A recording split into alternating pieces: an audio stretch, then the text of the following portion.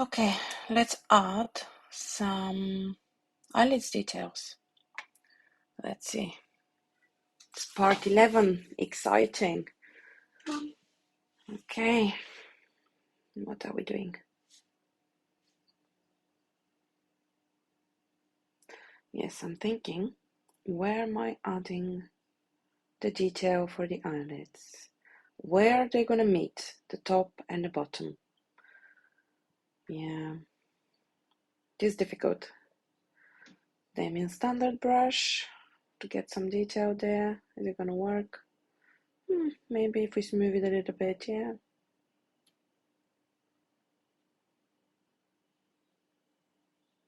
Shift on the keyboard for the smooth brush. If you've forgotten.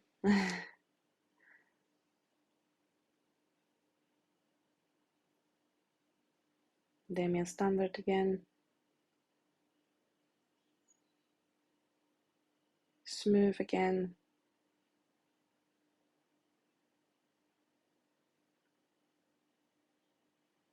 Let's see. Sometimes it's nice to just move the topology around. Yeah, I think I'm gonna ZBrush again. I've used a lot of ZBrush for this character. I don't think that's good. Yeah. Went back, Command Z, Alt Z for Windows.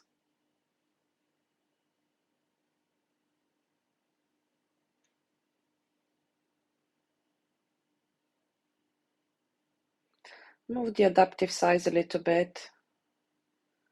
Is this better than before? I think it's better than before. Yeah, we don't have these really, really sharp edges.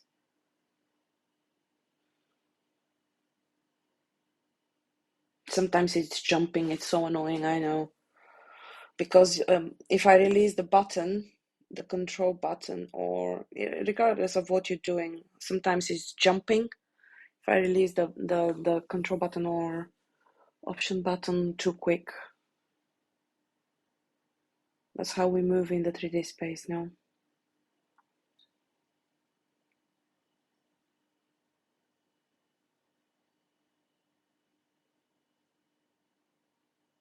That's not too bad.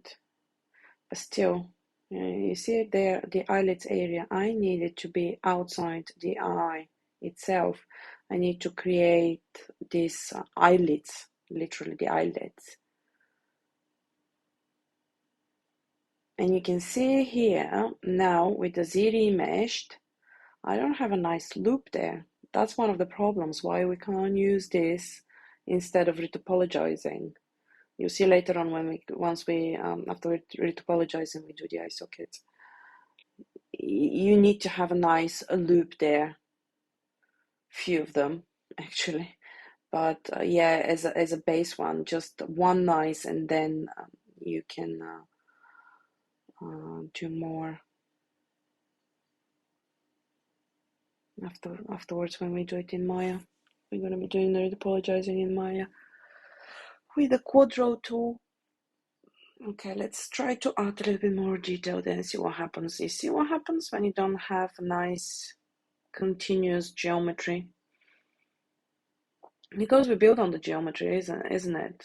Regardless of how many subdivision levels you put, if you don't have the geometry in that certain area, let's say in the corner of this eye now, it's not gonna make it look nice.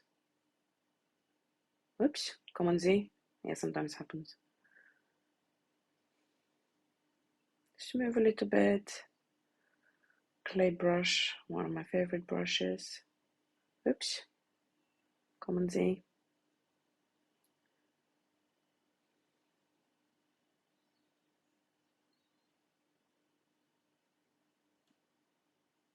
Smooth. No, Command Z, I don't like that. Yeah, no. Smooth it a little bit. Yeah, it is a very long process. Well, for me, maybe some other people who are much more experienced, it will take them less time. It's just for me, it's I'm trying to figure out the next step as well. How I'm gonna rig it, how I'm gonna animate it, where I might have problems, in which areas, and how do I create my geometry so I can,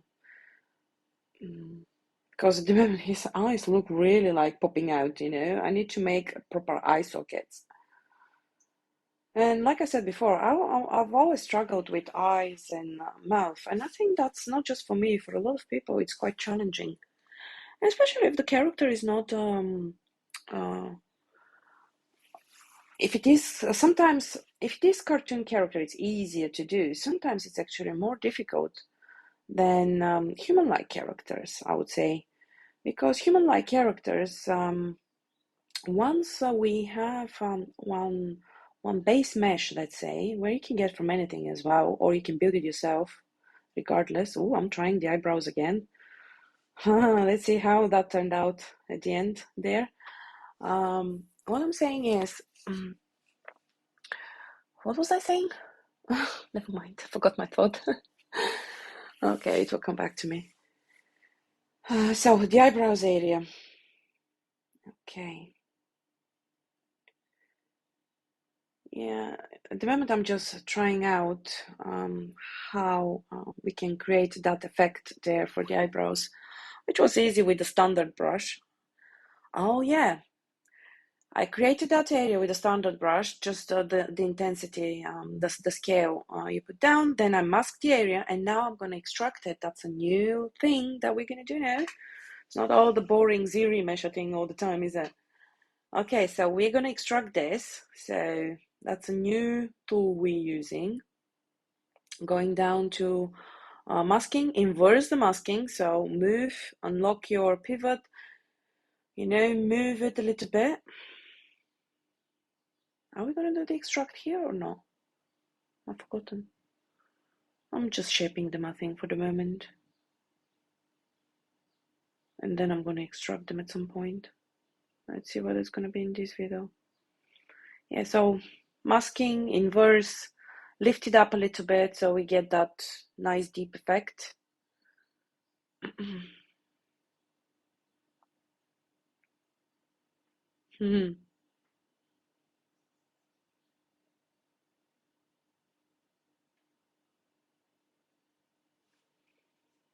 Yeah, I'm thinking here, I think before I was thinking to actually extract it, I was thinking, what if I have it on one subdivision level, which is quite nice, and then have on 5 for the normal map, for the high poly. It depends on how we're doing it. If I were to do this, to texture him in Substance Painter later on, and with the eyebrows being like this on subdivision level 1, like I showed you when I was going to subdivision level 1, and go up to subdivision level 5, this is definitely not going to work for the normal map in Substance Painter, because after we retopologize it, then we will need to take it back, project this model to the retopology, which gives us some errors once we add the mouth and everything else, which is fixable, and it's a long process and a lot of things that need to be done. So at the moment I'm thinking, how is the easiest way to avoid projecting, and how is the easiest way for the normal map as well afterwards. So I think we're done with this one. So we've extruded a little bit the area for the eyebrows. I will see you in part 12. Thank you.